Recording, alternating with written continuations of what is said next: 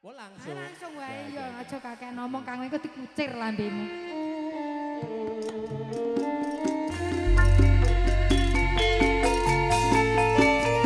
Oh iya, Sinoman si teko dhisik mulih keri. Kopine Mas Bro.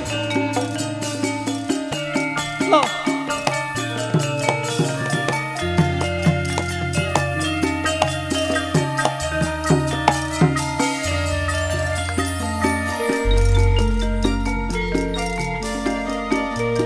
Nadyan aku bocah gunung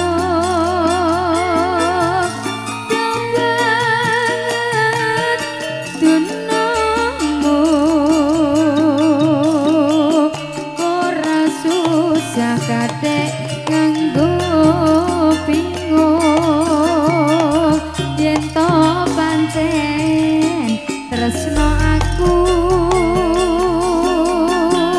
panceni sejati lakon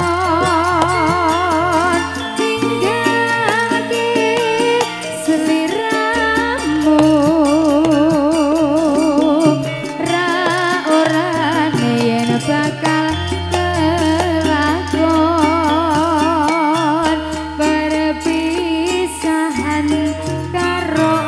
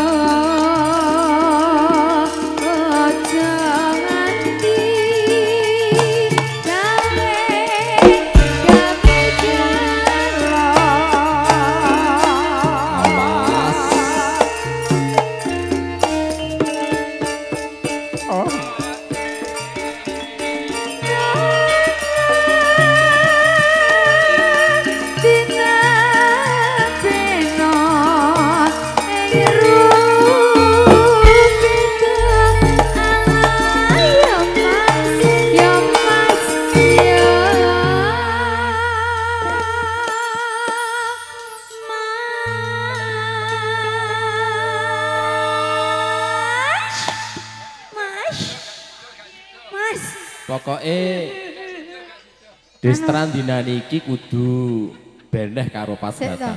Tak sewer 50 rasa. Rasa kathek. Oh ceker. Rasa kathek ngono kuwi yo.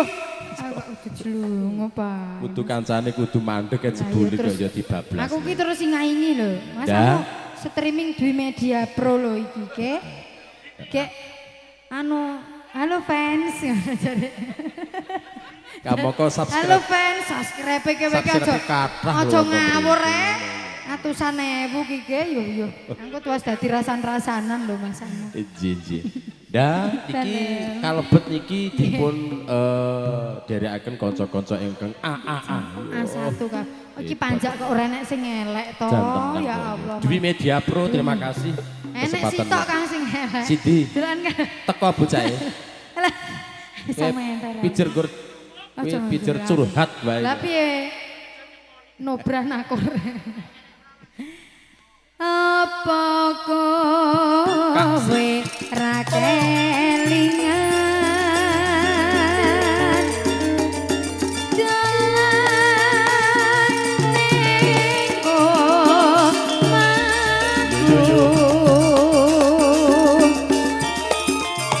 ana latar padha lelungguhan kegocekan karo